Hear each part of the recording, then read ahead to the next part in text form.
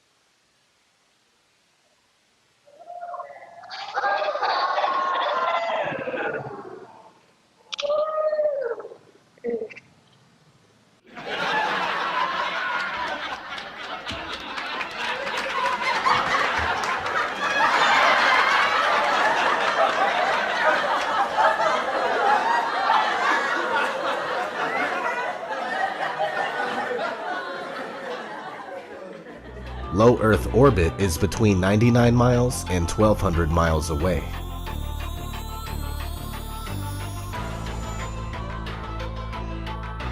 The moon is claimed to be 238,000 miles away. That's a big difference.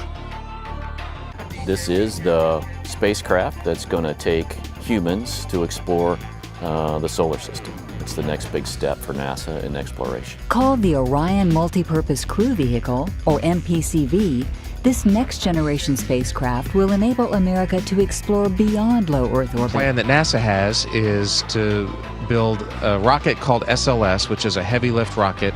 It's something that is much bigger than what we have today, and it will be able to launch the Orion capsule with humans on board, as well as landers or other components to destinations beyond Earth orbit. Right now, we only can fly in Earth orbit. That's the farthest that we can go. Right now, we only can fly in Earth orbit. That's the farthest that we can go. And this new system that we're building is going to allow us to go beyond and hopefully take humans into the solar system to explore. So the moon, Mars, asteroids, there's a lot of destinations that we could go to, and we're building these building block components in order to allow us to do that eventually. The moon, Mars, the moon. Kinds of technologies that we're testing out on space station are definitely helping us with our goals of going beyond low Earth orbit. A set of crewed flights will test and prove the systems required for exploration beyond low Earth orbit.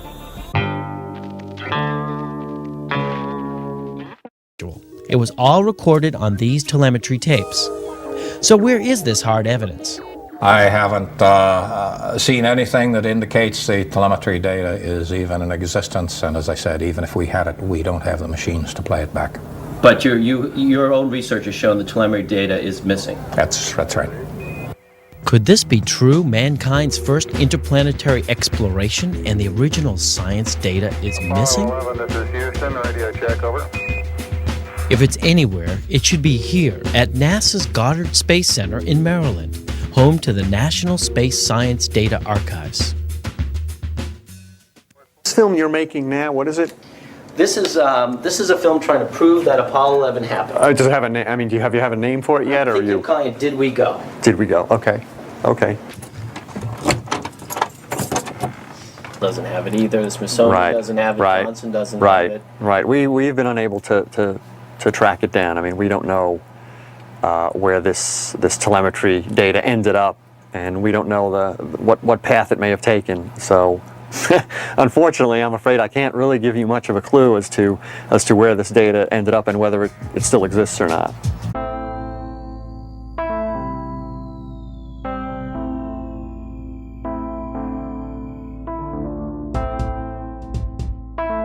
Closer look at the supposed two images provided from NASA of Jupiter. Here's the problem again, 2016, 2014. What's the difference here? Well, the difference is they added the supposed auroras on the north, and this is nothing but a Christmas tree. Give me a break, take a look here. I mean, all the clouds are in the same exact position. Just the 2016 image is a bit, I would say, darker. It's a bit lighter in 2014. Here's a side-by-side. People can't see what's taking place here with NASA. Nothing more than fakery. I mean, give me a break. This is a complete insult. You have a brain in your head.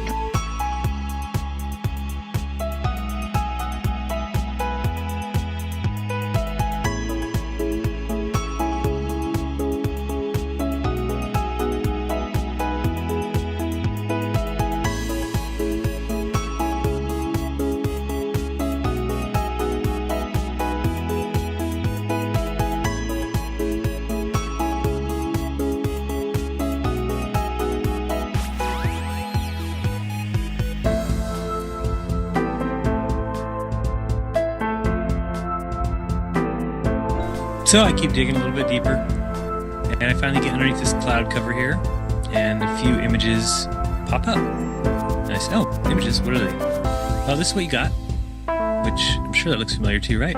Looks just like the pictures they give us of Mars. So I'm just kind of creeping around here and definitely noticing the same kind of undulation changes and same kind of rock, same kind of dirt. The only thing that's missing is that nice little red tint that they pay somebody $150,000 a year to put on there, right? Whose orange Hummer is this? Okay, that looks like a NASA symbol.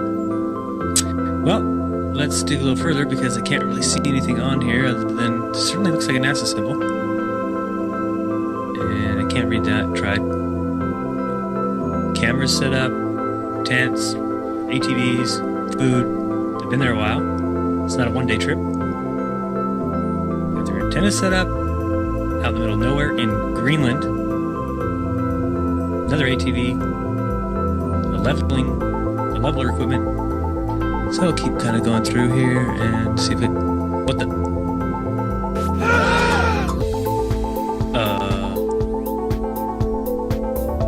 Yeah. So I think I found out where Mars is, guys. It's just about 1,000 miles north of me. Not quite the distance that NASA says, but I can't find anybody who's in charge of this. They must be hiding behind these rocks. Oh no, there they are out in front of everybody, just standing there. Lovely. Cloud number 1, cloud number 2, cloud number 3. This thing's just driving around taking pictures.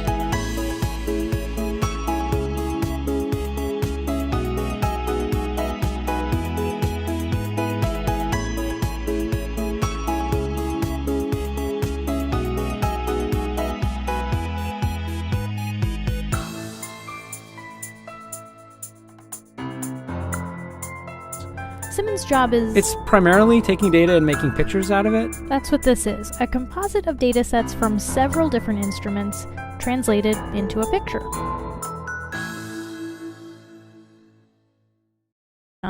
It is photoshopped, but it's has to be.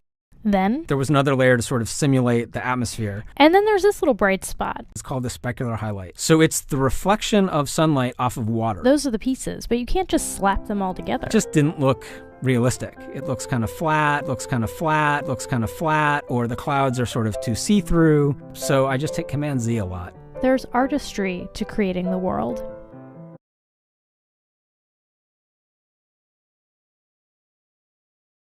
English in reading too much, but I've since grown out of that and I enjoy reading now. And I played a lot of sports. And all of that happened in a little town called York, Maine, across the United States from where we're talking to you right now. Across the United States from where we're talking to you right now. Across the United States from where we're talking to you right now.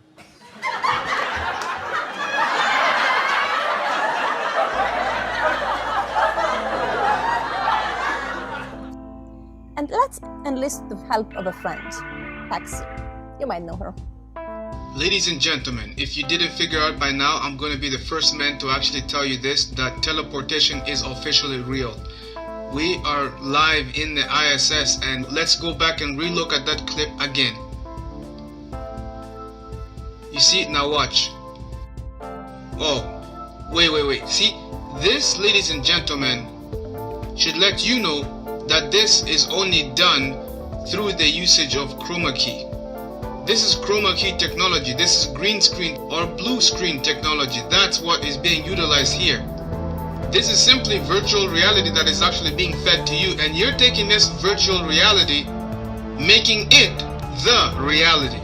When in fact, all this is simply just virtual CGI, computer generated images. So you decide for yourself.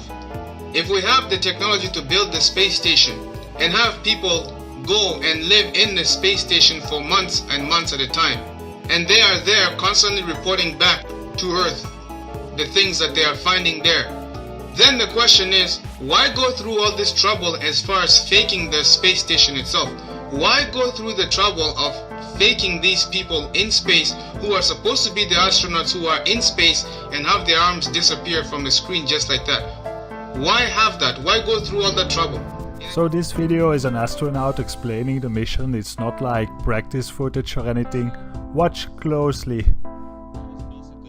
management are Dan sat in the pilot seat during this operation, sort of monitoring the motion of the vehicle, making sure that it was steady and that there were very few vibrations of any sort.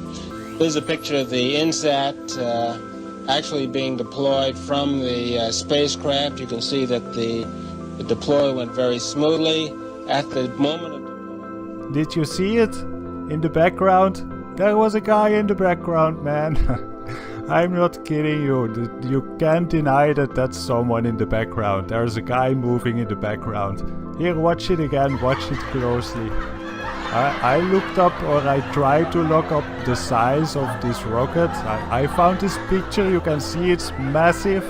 So if that rocket is in space and if there's a guy in the background in that footage, that means that there are like giants, like insane big giants floating around in space looking at NASA. That's probably why they don't dare to go back to the moon and why they hide so much stuff. Space is full of giants. An explosion. Velocity 2,900 feet per second, altitude 9 nautical miles, downrange distance 7 nautical miles. This is not standard. This is not something that is planned, of course. I can see a solid rocket booster has broken away from Shuttle Challenger. That's what you're looking at in the middle of your screen. I cannot see the shuttle itself. In 1986, the Shuttle Challenger exploded about 74 seconds after takeoff, killing all 7 astronauts inside. Or did it?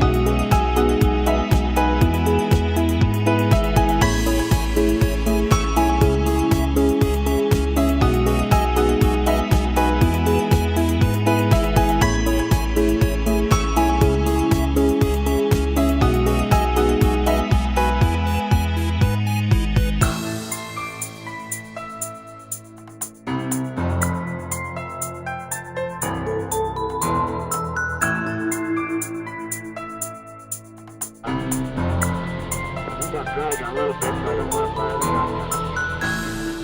Okay, I'm separated from the spacecraft. Ed White is flying at 17,000 miles per hour, 200 miles above the Earth. Okay, I'm out.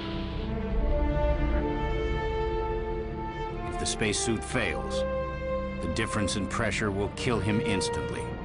This could be a serious problem because you don't want your stop-motion toy to die in space.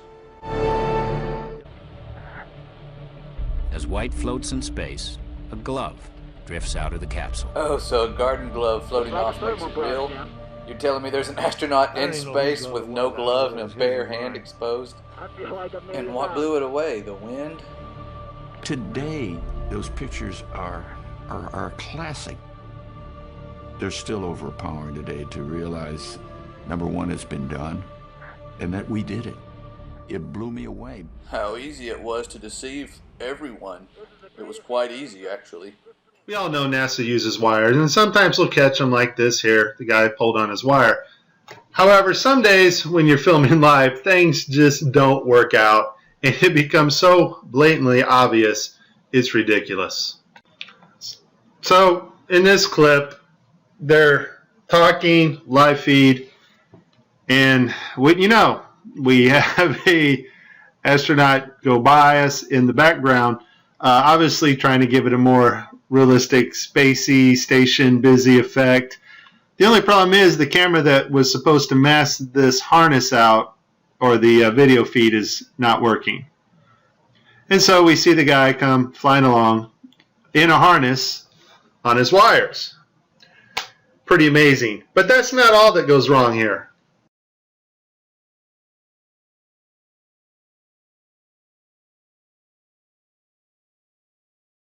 Channel in 3D space. It's virtual reality. They're wearing augmented contact lenses so that they can interact with these 3D objects. Now, in this scene, the guy on the left in the green shirt, he thinks he sees an object in 3D space that's being broadcast to him. So he grabs it and he puts it off to the side. He's looking straight ahead because he's looking at an object rotating in front of him, but the video channel is down that is supposed to show the viewers what we're supposed to see, and so we don't actually get to see the object that he is seeing. And I would just sum this up as a very terrible, bad, horrible day for NASA doing live feeds. As much fun as this was, there is a time coming when you and I will not be able to tell the difference.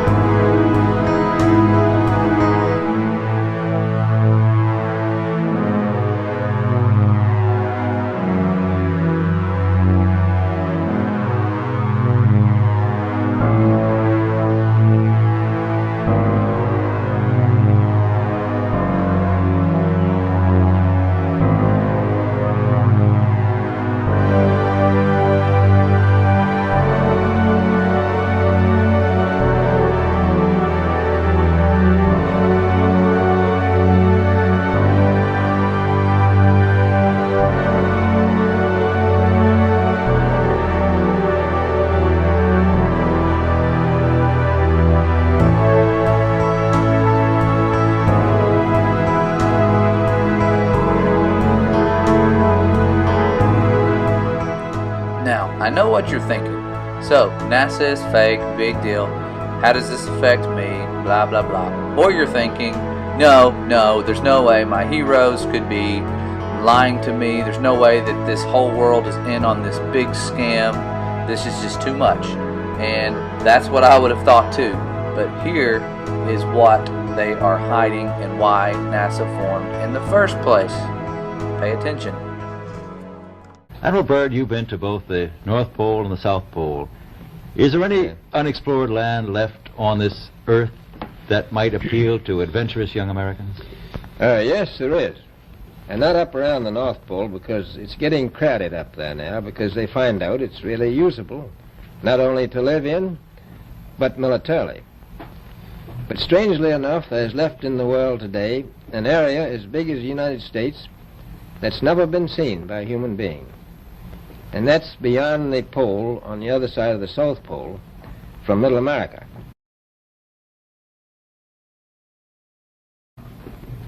And I think it's quite astonishing that there should be an area as big as that unexplored. That's a tremendous So challenge. there's a lot of adventure left down at the bottom of the world. A number of expeditions that will follow, I think, year after year, at the bottom of the world, because the government has really become interested. I tell you one reason they're interested. It's by far the most valuable, important place left in the world for science. That's why the scientific groups all over the nation are really interested.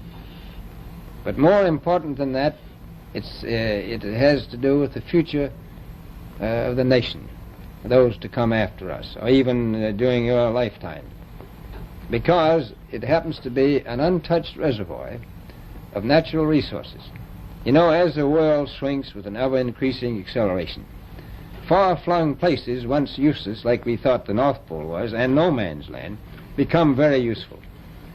The bottom of the world will be important, not only to us, but to our allies. And it's the most peaceful place in the world. Well, I'm sure that won't last very long.